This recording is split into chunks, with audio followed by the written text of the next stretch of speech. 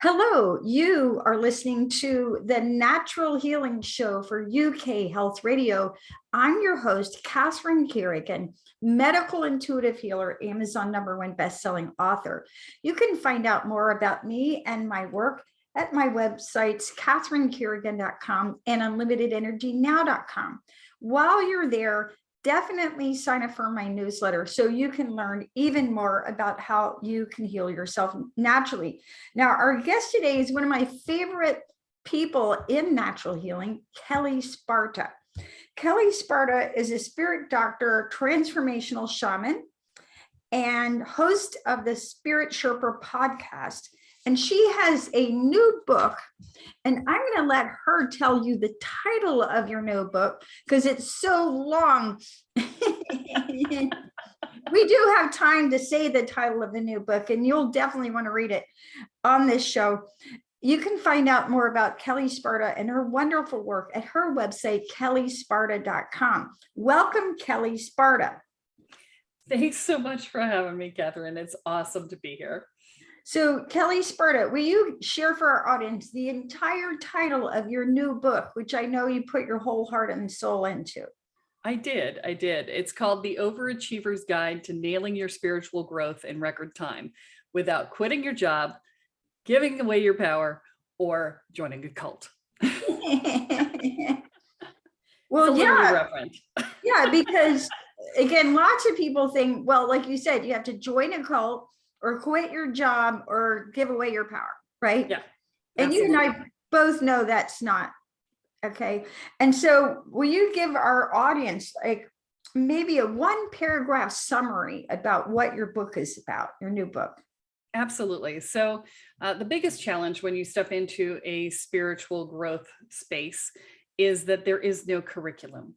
You'll take a class here, you'll do a workshop there, you'll watch a million videos, read a couple dozen books, and you're still not getting the big picture, and you still have no idea if you're doing anything in the right order, in the right way, or whatever, right? There's nothing out there that tells you that. This book fixes that. This book covers what is spiritual growth, so it explains to you how the process works. It also talks to you about the stages of healing and how those work and the order in which those should be accomplished in order to not re-traumatize yourself. And it covers what the individual, what the spiritual traps are that you may fall into, as well as the challenges and the stages of change itself and how that works. So it's basically an overview that allows you to create your curriculum. And then from there, once you know what the curriculum needs to be, I even go into all the different blocks. So I did over the last 10 years or so, I've done about 3,000 energy scans on people where I read their energy and I tell them what's going on in each of their chakras and where the blocks are and so on. And it's all on spiritual seekers. And so what I've discovered over that time is that there are 38 common blocks or wounds that people have who are on a spiritual path. And so it even goes into each and every single one of those wounds and sort of gives an overview of the wound, where it comes from, and gives you some starter hints on how to start healing those pieces. Well, this is fascinating. So can you give us some examples, or what are some of the 38 common spiritual wounds? Well, the first one that I find is really, really common is what I call the energetic fetal position. And so I'm sorry if I'm laughing at that. I mean, it's valid, right? So if you feel like you are under attack on a regular basis, or if you felt like you were under attack on a regular basis in childhood, you will develop this energetic pattern, which is to cut yourself off from the universe and from the earth. Because in doing so, energetically, you're containing yourself and not allowing anyone else's energy in a way to keep yourself safe, right? The problem is that if it's meant to be a 15-minute or so, basically just long enough for you to get out of danger energy pattern. But if you're living in danger, then it becomes pervasive. It extends, right? And when you do that, then you end up being actually an energy vampire. because you can't get energy from the earth or from the universe because you've shut it down. And so you are reliant upon others to feed energy to you, which you don't want to do. In fact, no energy, well, I won't say no, very few energy vampires are actually aware that they're energy vampires. So it's not like it's a bad thing. It's just, this is the pattern, right? And so, that one is a really common pattern that I see. The other really common pattern is a fear of your own power. I see this one all the time, right? Mm-hmm. And it's so ironic because the people who are afraid of their power, because on top of it, there's always a well of rage, right? So you've got this well of rage that you normally can manage, but every now and again, it explodes all over the place. And so because that happens, you're afraid to give yourself more power because then you might lay waste to the world when you explode, right? And so I see this one a lot, but it's often, if you think about it, that's the one that's the strangest, because people who are afraid to do damage at that level are often the ones who are the most responsible with their power, right? It's the people who don't care if they do damage that are the ones who do real damage, right?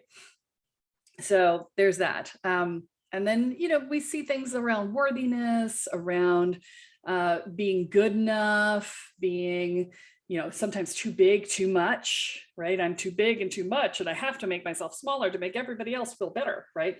All of that, right? So there's, as I said, there's 38 of them, but unlovable is another big one, which is ironically a function of, bless you, it's ironically a function of not good enough. Mm-hmm. And so when you feel like you're not good enough and you won't receive because you don't feel like you're worthy to receive, then your subconscious mind, your inner child, automatically assumes that means you're unlovable because you're not receiving love, therefore you must be unlovable. And so it's actually an internally created dynamic in most cases. In some cases, it's an externally created dynamic from parents who basically said you're unlovable. And so that can create that as well. But in most cases, it is an internally created dynamic. Yeah. Yeah. And Kelle Sparta, in my 29 years of full-time experience in natural healing, I feel like everyone needs a healing to overcome not good enough and deserving, like I deserve the best in life. Right. Yep. And also another big one, and you mentioned it as is lovable, but it's like I can be loved just the way I am. Yes. And I find a common trap among spiritual seekers and people in self-improvement is part of why they're so desperate to improve themselves is they don't think that they're lovable the way that they are. Right. It's like, I don't have to be taller, shorter, thinner, richer, more important to be lovable. Right. I can be loved just the way that I am. Yeah, talking about that, having that conversation always makes me think of one of the final scenes in Bridget Jones's Diary, where he says, "I love you," and she's like, "Oh yeah, if I were this or that or the other." He's like, "No, just as you are," and she's like, "Just as I am." Just as I am. Blows her brain, right? Yeah. So your new book, The Overachiever's Guide to Nailing Your Spiritual Growth in Record Time, I had the main title, talks about these 38 common spiritual wounds. Yes. And as you know, Kelle Sparta, different times in history sort of pull up a lot of our spiritual wounds. So what do you find, during this time that we've been living through of the pandemic, what common spiritual wounds do you think this period of history has pulled up for people? Well, this particular period is pulling up a lot of that not good enough. It's pulling up a lot of so it's not so much the wounds that has been the issue in the last couple of years. The isolation has kept us. So one of the ways that especially overachievers avoid doing our work is we do. We do, right? We run. We have a plan and a backup plan and a backup plan for our backup plan. And off we go to the races, and we're getting more done in a day than most people get done in a week. And then we don't have to look at all the stuff in our brain that is making us miserable, right? And when you didn't have that, when you could no longer run like a chicken with your head cut off, you were forced to sit with, this is what is not good, right? This is the anxiety and the fear and the worry and the dread and the self-doubt and the inner judgments and the outer judgments and the right? And all of that has spun into a sense of dissatisfaction. That's actually what is causing the Great Resignation, because people are crystallizing their discontent. That's a term from psychology that means to take all of your unhappiness, bring it all together into one piece, and to use it as fuel to take you through a decision process that to make change.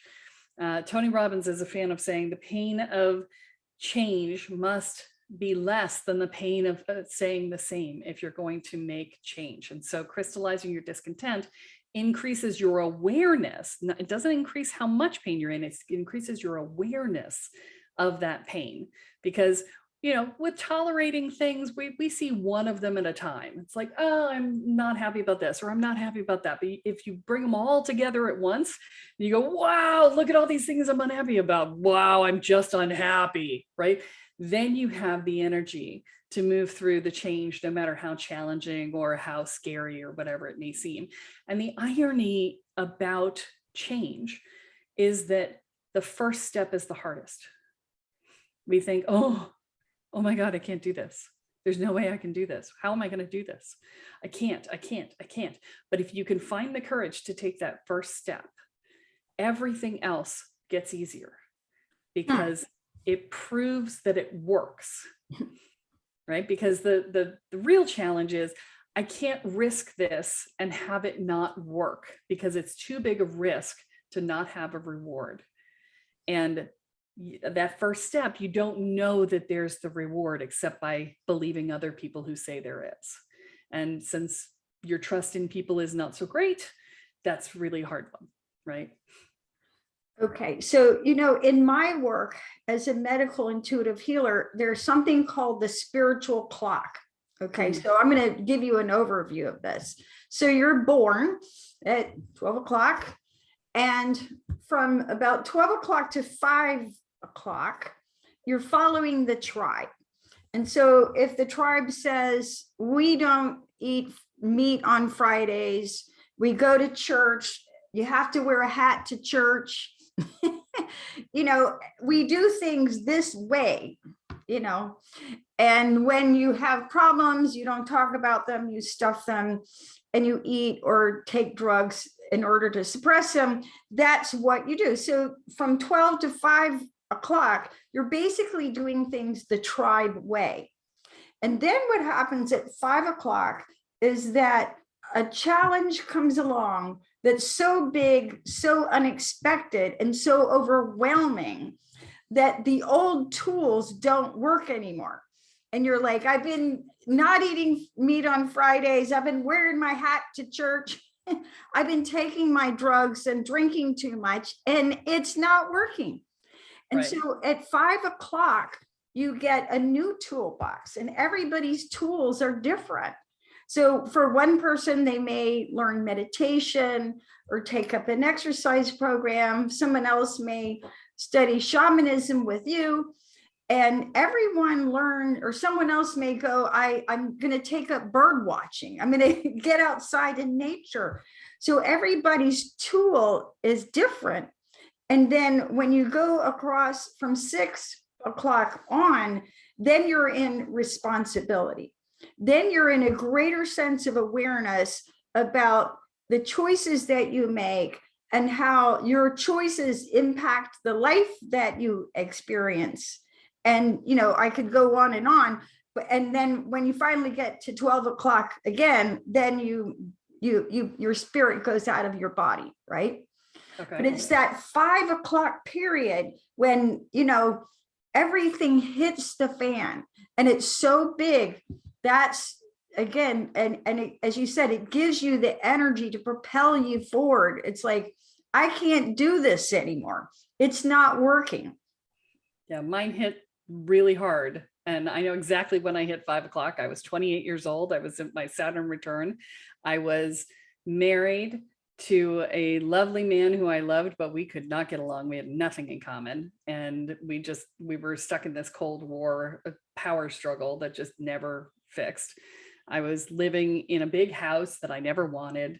I was doing a job that I was burnt out on, and I had done the American Dream checklist. I was president of a local non-profit, and I had done the American Dream checklist. I had everything I was supposed to have. I had a business that was successful, the whole 9 yards.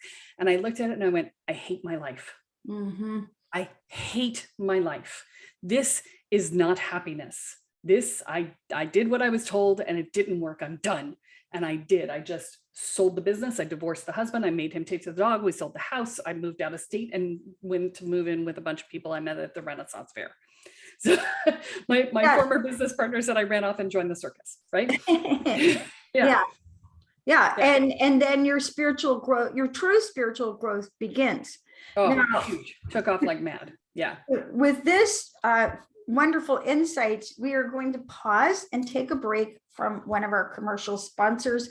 Hang in there and we'll be right back.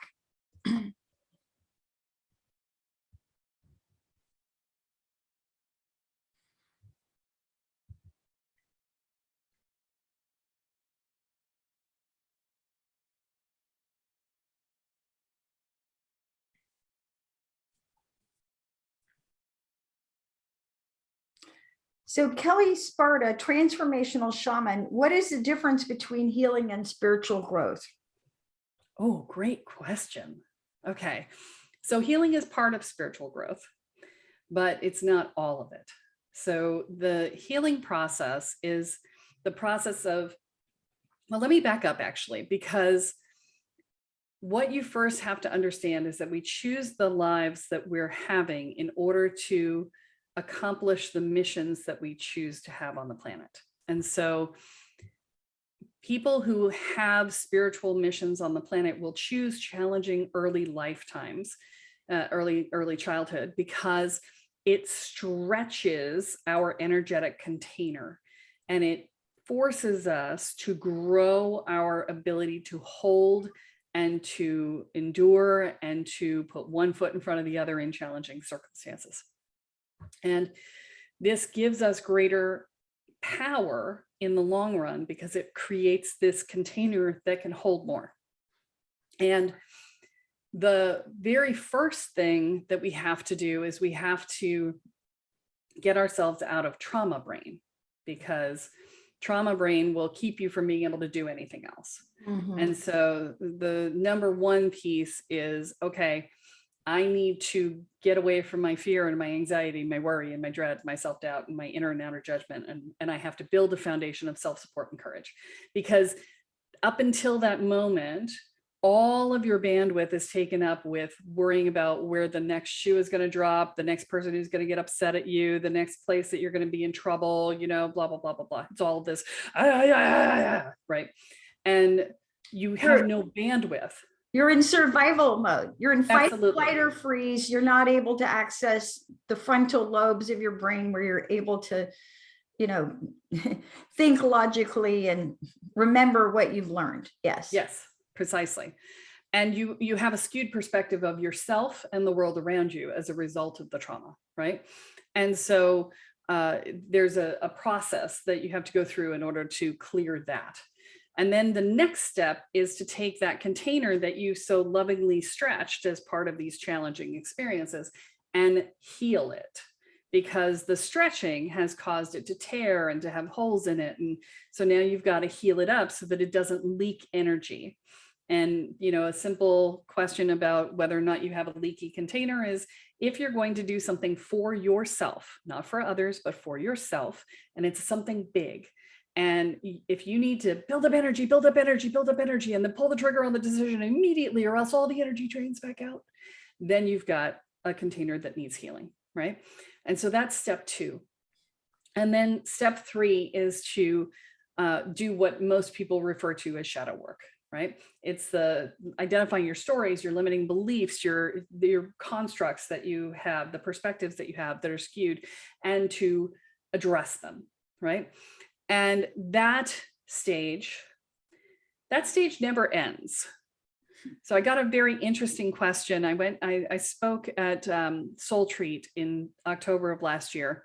And one of the people in the audience, before we were started, said, "Can you tell me, I don't want to be a wounded healer."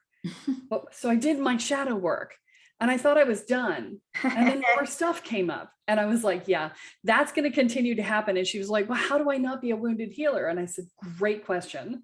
I said, the key to the difference between being a wounded healer and not is that you've done enough of your shadow work that it doesn't flip you out and take over your entire consciousness when one of your buttons gets pushed. And that it's something that you can go oof and put away. Then you're not a wounded healer, right?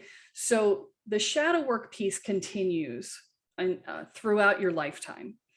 But as you go forward with your spiritual growth process, it's less about healing per se, and more about evolving your perceptions and expanding your awarenesses and expanding your ability to connect into the universe and to talk to guides and to utilize your own energy field and manage and manipulate your own energy, right? All of this is part of the process, which is not a healing process. It's an evolutionary process, right? So the beginning is almost entirely healing. And then you expand into a combination of healing and evolution.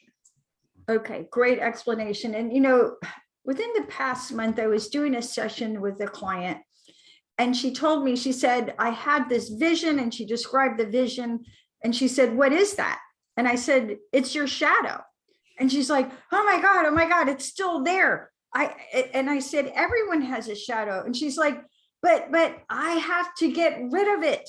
And I want the light to go too. I have to get rid of it. And if you're listening to this broadcast, my understanding, not that I know anything, is that your shadow is your unprocessed subconscious material.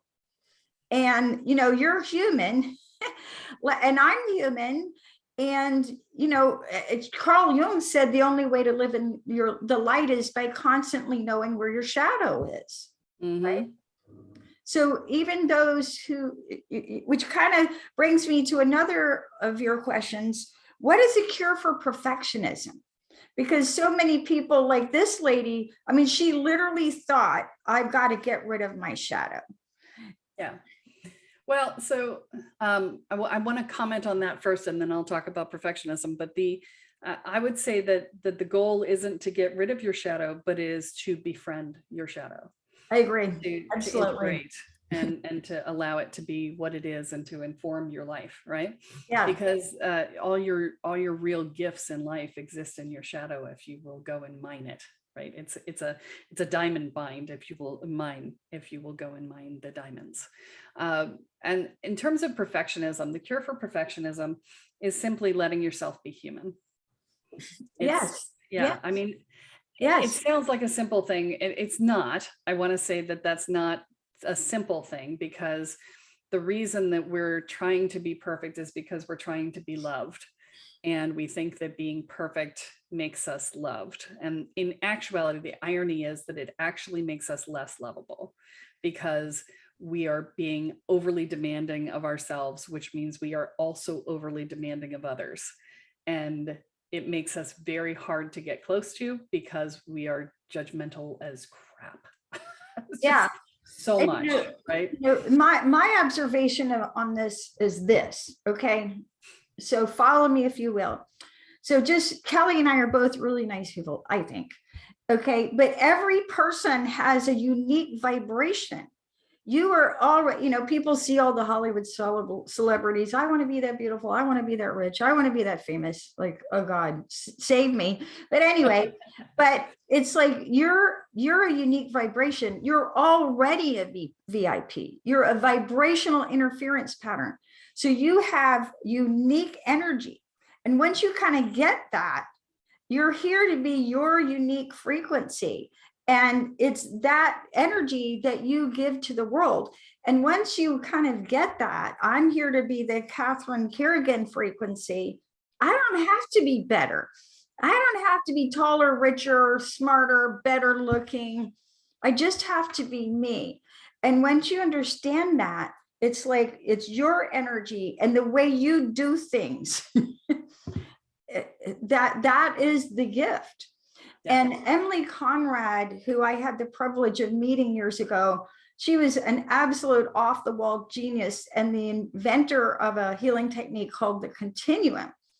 She had this brilliant quote, and she said, "You are the technique."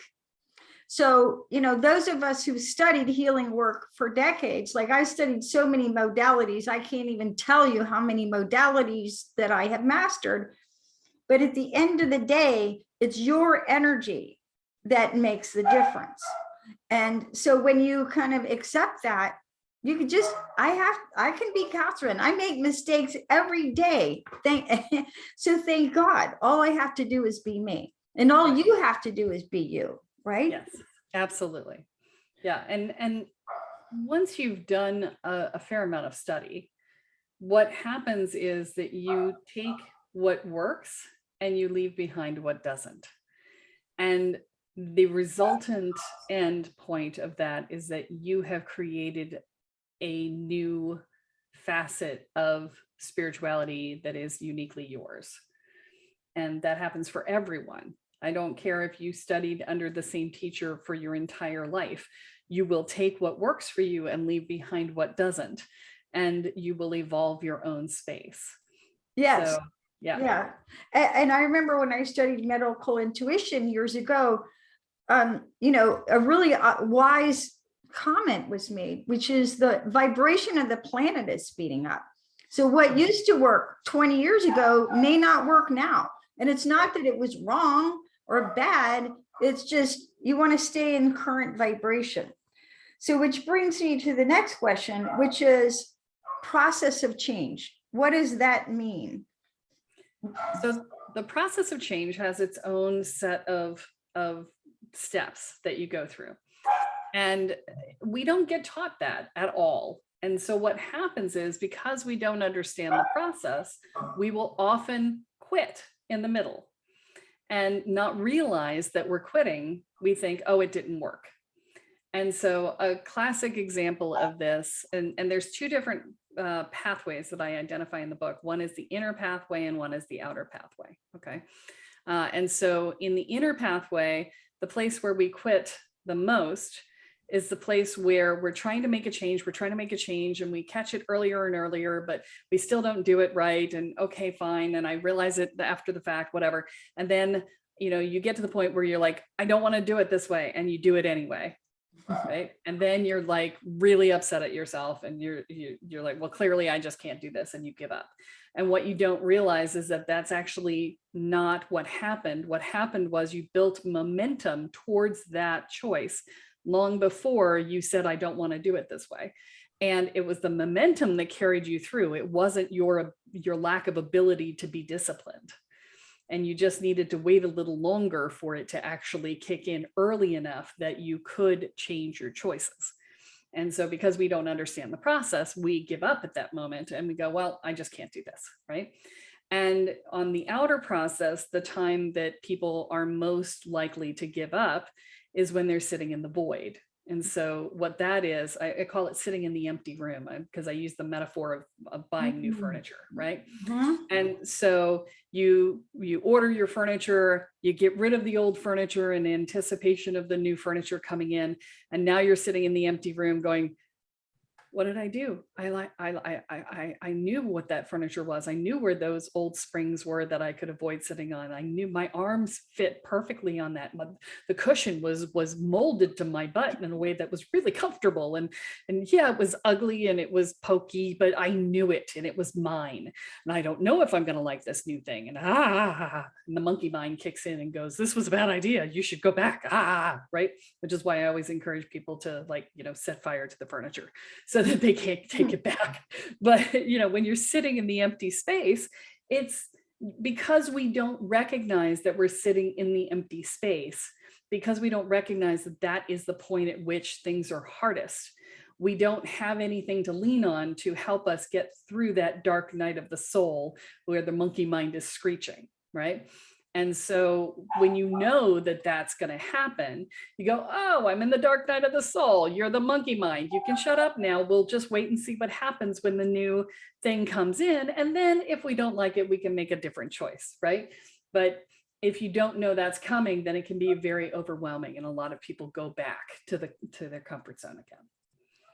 Fascinating observations. Now, there was a psychologist by the name of James Prochaska, and he talks about the 5 stages of change. So what are the 5 stages of change according to James Prochaska? Pre-contemplation. In pre-contemplation, the cons of changing outweigh the pros. So it's like, I want to be thinner, but I hate the gym and I'm not giving up my key lime pie. So then you're in contemplation. You're like, these jeans are really too tight and I'm super uncomfortable. I need to do something different. And it's like you're thinking about it more. And then the next stage is planning. It's like, okay, I'm going to get a coach. I'm going to start a meditation practice. And, I'm going to schedule these things into my life so I can make the change. And then there's action where you're doing it. And then there's maintenance. And one of the things, several things that James Prochaska talks about is that at each stage of change, different things work. So for example, if you want to stop smoking, if you're in pre-contemplation and somebody hands you patches, you're like, I'm not doing that. I'm perfectly happy puffing up a storm. So different things work. And it's also very common to kind of go back and forth between the stages. So you want to identify where you're at in the stages of change, what works, and what do you need to do to just keep moving forward. Now, with that, we are going to take another break from one of our sponsors, and hang in there. We'll be right back to hear more from Kelle Sparta, transformational shaman.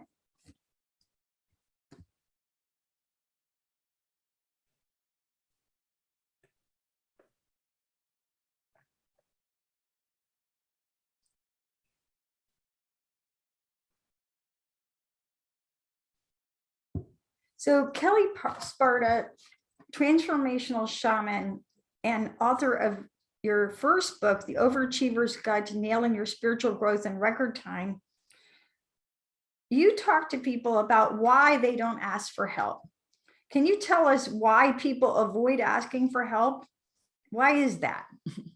Well, so if in childhood, there's a bunch of things. So if in childhood you would ask for help and it would never come, then you've learned that there's no point, right? So that's one. The other thing is, if you're in perfectionism, if you ask for help, it's going to come and not in a way that you think is good. It's not going to be your way, and therefore it's going to be wrong, right? And you're going to have to just redo it anyway, so why bother, right? And so that's another one. But the other piece that shows up is that there is this concept of an emotional bank account. And I got this from a book somewhere, and I can't remember which book, so I apologize.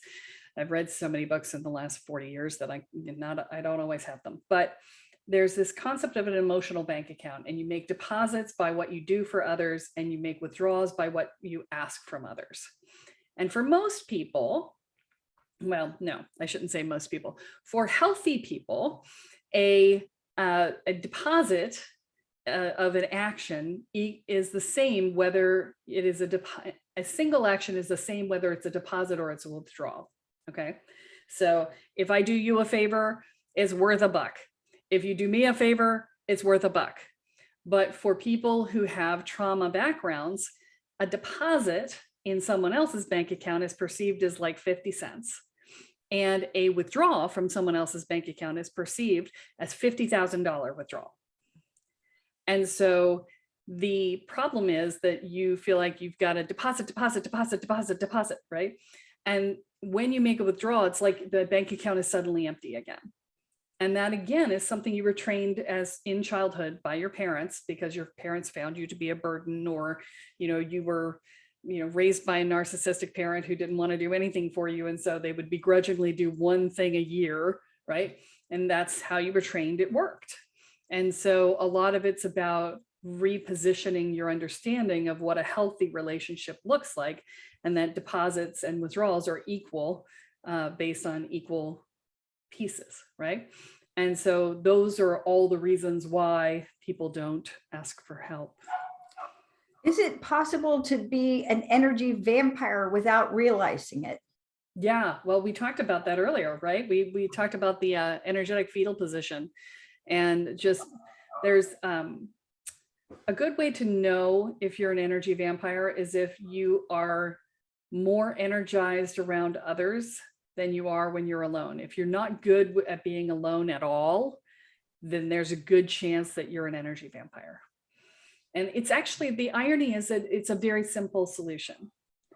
And the simple solution is just to do a tree meditation. And the tree meditation is available for free on my YouTube channel. So if you're finding that this is you, if you have low energy on a regular basis, you don't feel grounded, you don't feel connected, then you probably just need to do the tree meditation. And you need the challenge is you need to do it like 3 or 4 times a day for 6 to 8 weeks for it to shift the pattern permanently, right?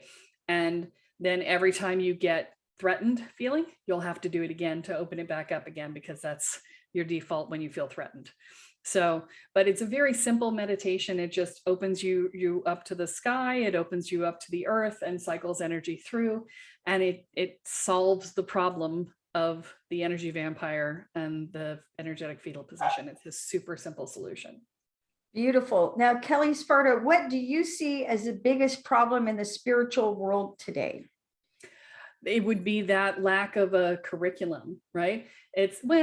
I would say it's a combination of things. It's the lack of a curriculum, but it's also, the spiritual world 30 years ago was mostly looked at with contempt by the average person.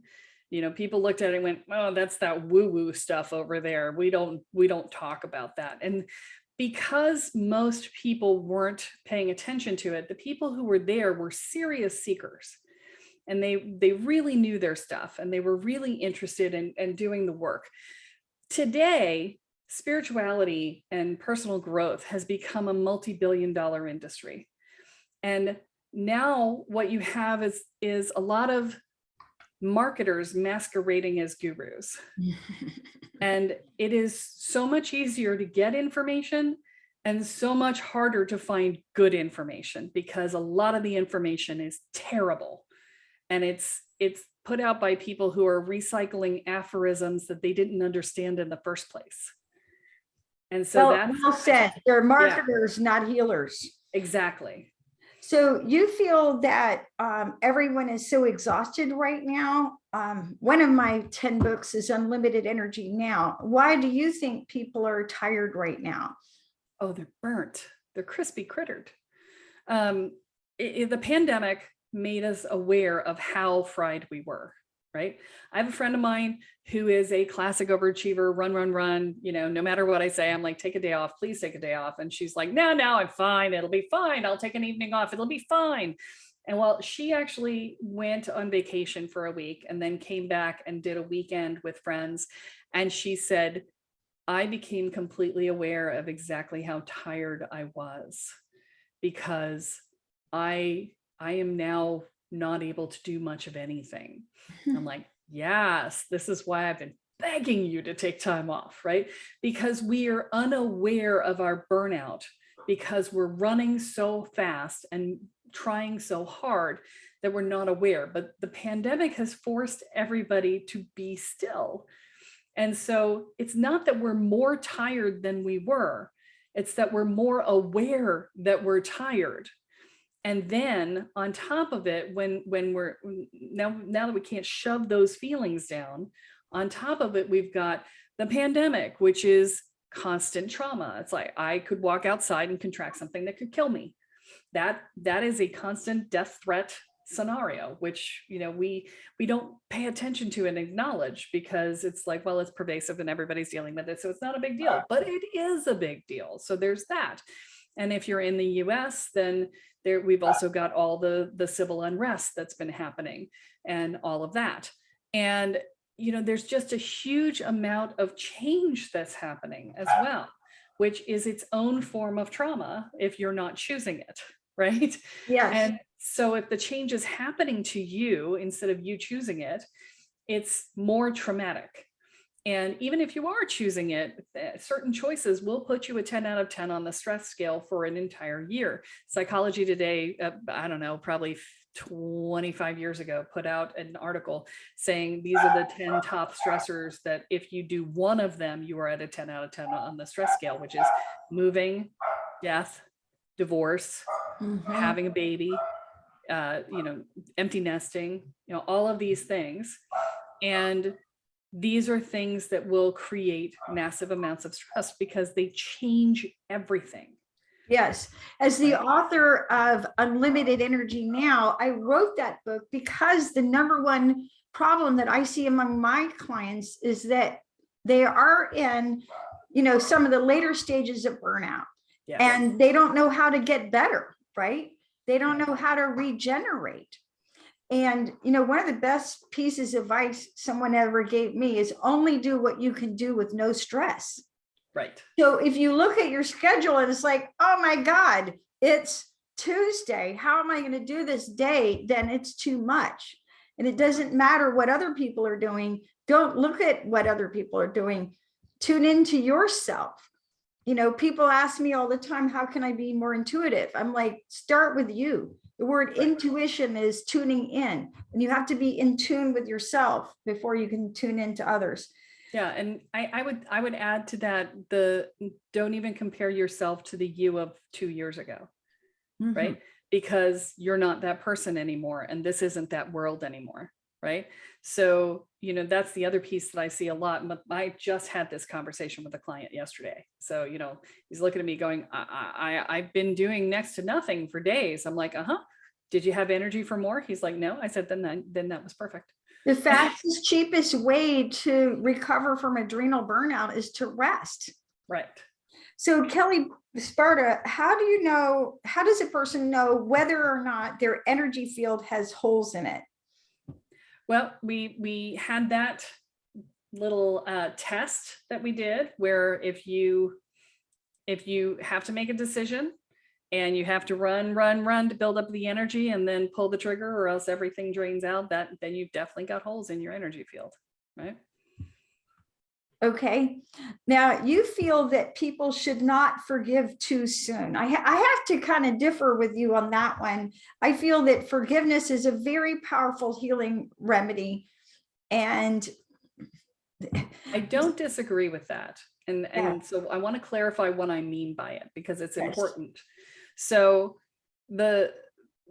a lot of the times when you've had a childhood in which your feelings were not available, when they weren't allowed to be there, you will not acknowledge how you're feeling. And what I find is that you'll be upset about something and you'll discover that you're upset. You may even have lied to yourself and gaslit yourself about having been upset. Oh, no, I'm fine. My mother and I have a great relationship or whatever, right? And then you get a little further along and you're like, you know what? I'm really angry at my mother. This was not okay. And somebody will look at you immediately in the spiritual community and say, you must forgive her. And that's forgiving too soon. You first have to get in touch with exactly how upset you are, because you have to process those emotions. And if you don't acknowledge those emotions of being upset, what you're doing, if you try to forgive and skip the step of acknowledging your emotions, is you're telling your inner soul, your subconscious mind, your inner child, that you deserved the behavior because you didn't acknowledge you're upset about it. And so that's what I mean by forgiving too soon, is you must be upset first, acknowledge and witness your own trauma and your own upset and your own anger and say it was justified for the behavior that you received, because that says I didn't deserve it. And then once you have witnessed yourself, yes, then as soon as humanly possible, forgive.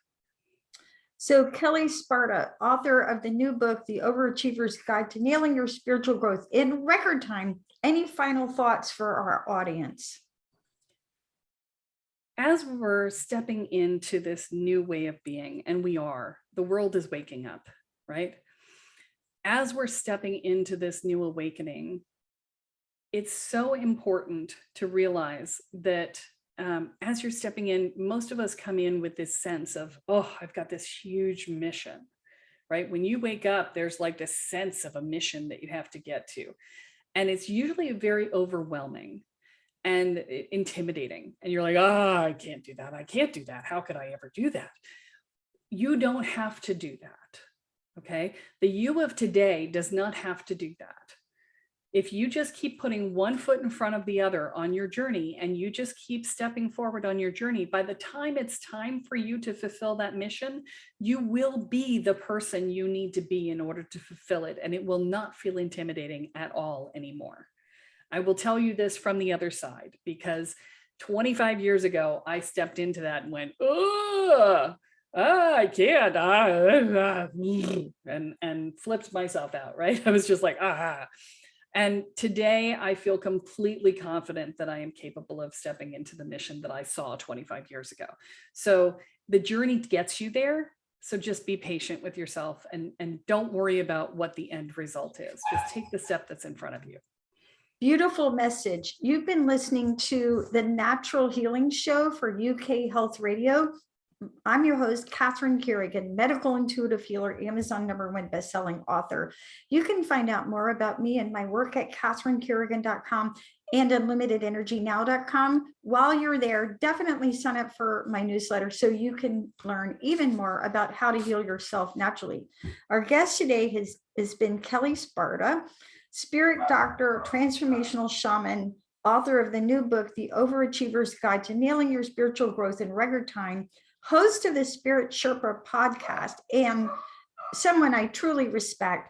You can find out more about Kelle Sparta and her wonderful work at her website, kellesparta.com. Thank you so much for listening, and we'll see you next time.